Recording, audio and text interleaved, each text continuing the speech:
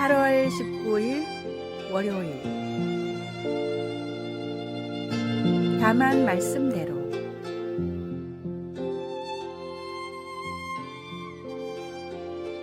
서울의 한 교회에서는 1년에 한두 차례씩 빚 탕감 프로젝트를 진행합니다. 모든 성도들의 동의를 받아 헌금의 일부를 안타까운 사정으로 빚을 진 사람들을 돕는 프로젝트입니다. 필요한 액수가 모이면 예배 시간에 몇 명의 사람들을 돕게 됐는지를 간략히 설명한 뒤 빚 증서들을 불에 태워 날려버립니다. 성도들은 박수와 기도로 그동안 빚으로 고통받던 사람들이 새 출발할 수 있기를 격려합니다. 이 프로젝트는 희년에는 모든 빚을 탕감하라는 하나님의 말씀을 실천하자는 취지에서 시작됐습니다. 교회는 도움으로 빚을 탕감받은 사람이 누군지도 모릅니다. 왼손이 하는 일을 오른손이 모르게 하라는 말씀을 지키기 위해서입니다. 성도들의 귀한 헌금을 이름도 모르는 사람들을 돕는 데 사용하기로 한 것은 결코 쉬운 일이 아니었습니다. 그동안 빚 탕감 프로젝트에 사용된 돈만 해도 100억 원이 넘는 큰 액수였습니다.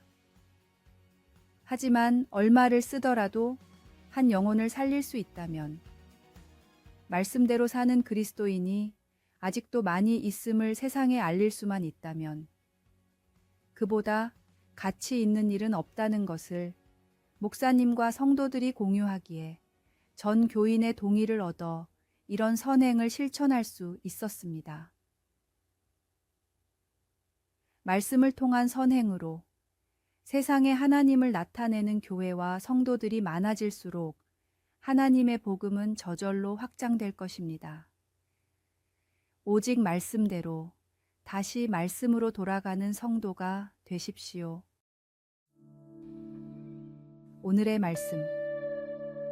내가 너희에게 분부한 모든 것을 가르쳐 지키게 하라 볼지어다.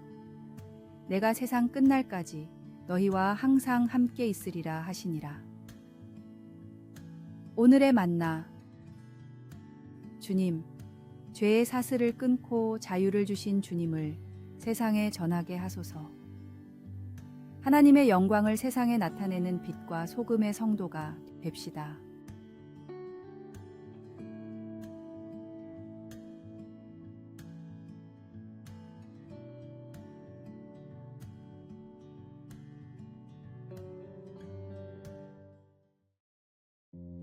(8월 20일) 화요일.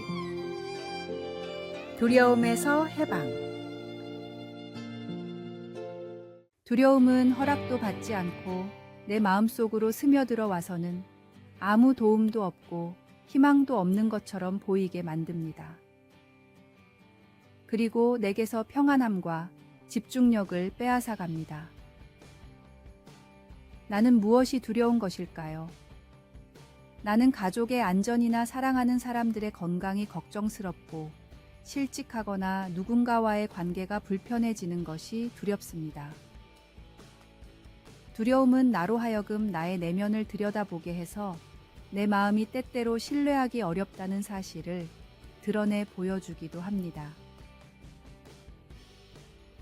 이런 두려움이나 근심 걱정이 찾아올 때 시편 34편에 있는 다윗의 기도를 읽는 것이 얼마나 좋은지 모릅니다.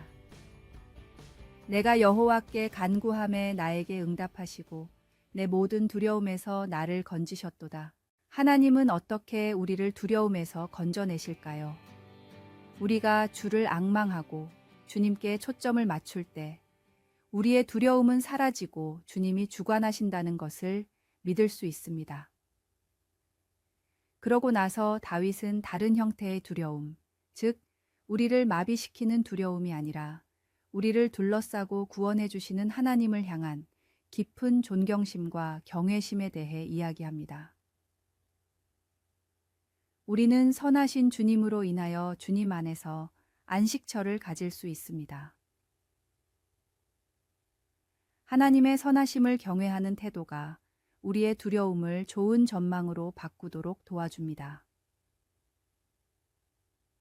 하나님이 누구시고 얼마나 우리를 사랑하시는지 생각할 때 우리는 주님의 평안 가운데 안식할 수 있습니다. 다윗은 그를 경외하는 자에게는 부족함이 없도다 라고 결론을 내립니다. 주님을 경외함으로 우리의 두려움에서 해방될 수 있다는 것을 알게 되니 이 얼마나 놀라운 일인지요. 말씀. 내가 여호와께 간구하매 내게 응답하시고 내 모든 두려움에서 나를 건지셨도다. 기도. 주님, 제게 근심과 두려움이 있음을 알고 그것들을 주님 손안에 내려놓습니다. 오늘 제게 평안함을 주시옵소서.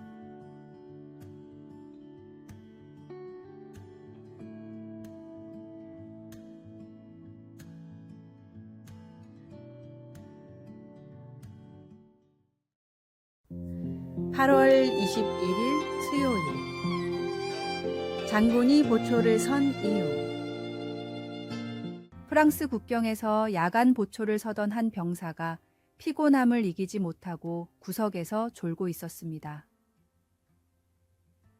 잠에서 깬 병사는 상사가 대신 보초를 서고 있는 것을 보고는 깜짝 놀라 자세를 고쳐잡고 경례를 했습니다. 총을 돌려주는 상사의 얼굴을 확인한 병사는 사시나무처럼 떨며 겁에 질렸습니다. 다름 아닌 나폴레옹 장군이었기 때문입니다. 당시 유럽은 전쟁이 빈번하게 일어나던 시기라 보초병이 조는 것은 군법으로 사형당할 수도 있는 큰 실수였습니다. 그러나 나폴레옹은 질책 대신 병사를 격려했습니다. 전투를 치른 지 얼마 안 돼서 피곤할 테니 괜찮네.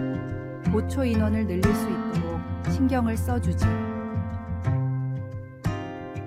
징계를 내릴 상황에서 오히려 대신 보초를 서고 격려까지 해줬던 나폴레옹의 이야기는 순식간에 모든 병사들에게 퍼졌습니다. 죽음을 두려워하지 않고 돌격했던 프랑스 군인들의 충성심은 일선에서 보여준 나폴레옹의 소소한 배려들이 쌓이면서 만든 결과였습니다. 그리스도인들도 사소한 실수를 덮어주고 오히려 도와줄 때 복음을 향한 세상 사람들의 마음이 열리고 신뢰하게 됩니다. 잘하고 잘못한 일을 따지기보다는 주님이 하신 것처럼 사랑으로 덮고 배려하는 성도가 되십시오. 오늘의 말씀. 너희가 서로 사랑하면 이로써 모든 사람이 너희가 내 제자인 줄 알리라. 오늘의 만나. 사랑과 배려로 다른 이의 실수를 덮어줄 때 우리는 그리스도의 마음을 나타낼 수 있습니다.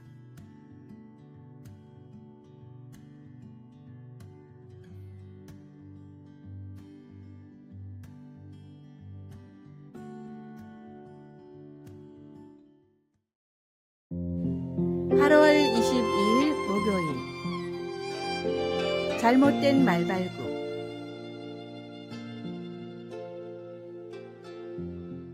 (200년) 전 나폴레옹이 러시아에서 패배한 것은 혹독한 러시아의 겨울 때문이었습니다. 그중 특별한 한 가지 문제는 그의 말들이 여름용 말발굽을 착용하고 있었다는 것입니다. 겨울이 오자 이 말들은 꽁꽁 얼은 길에서 식량 공급 마차를 끌다가 미끄러지면서 죽어갔습니다. 나폴레옹의 군수물자 공급망의 실패가 40만 명이 넘던 군대를 겨우 10,000명으로 줄여놓았습니다. 아주 사소한 실수가 막대한 피해를 초래한 것이지요. 야고보는 혀의 작은 실수가 얼마나 큰 피해를 줄 수 있는지 기술하였습니다. 잘못된 한마디의 말이 사람들의 직업이나 인생을 바꾸어 놓을 수가 있습니다.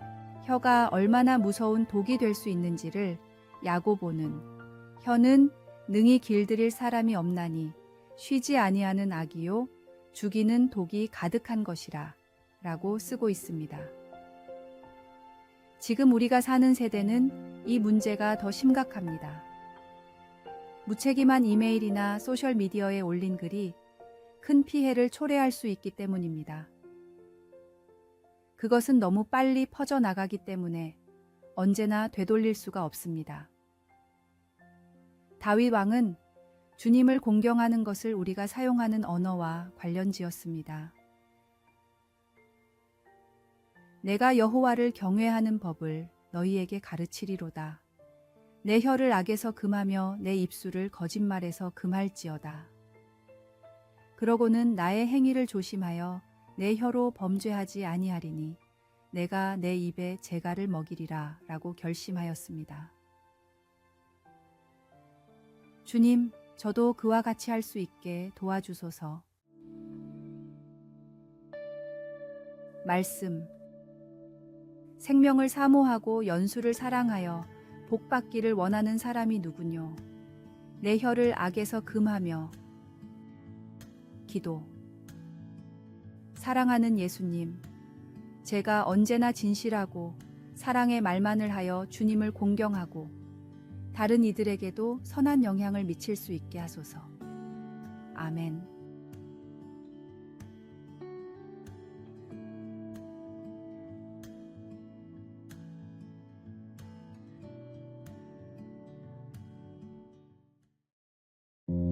(8월 23일) 금요일.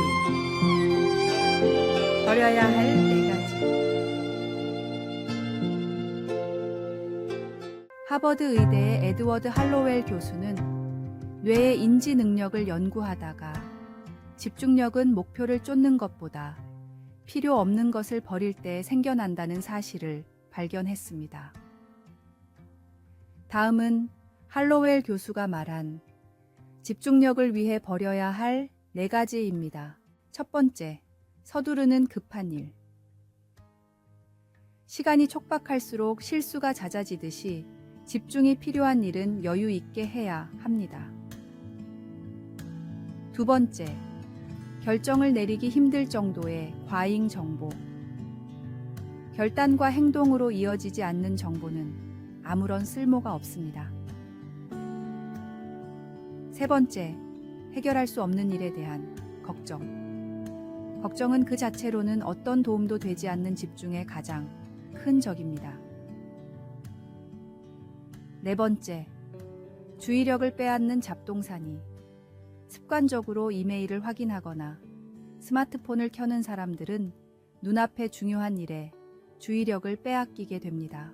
오늘날 곳곳에서 선택과 집중의 중요성이 강조되고 있습니다.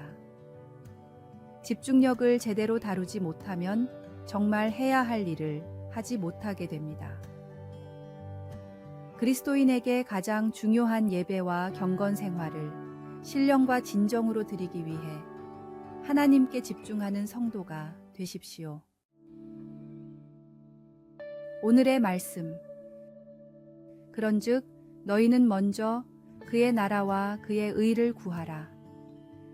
그리하면 이 모든 것을 너희에게 더하시리라. 오늘의 만나. 불필요한 것들을 버리고 하나님께 집중할 때 우리는 진정한 평안과 목적을 찾을 수 있습니다.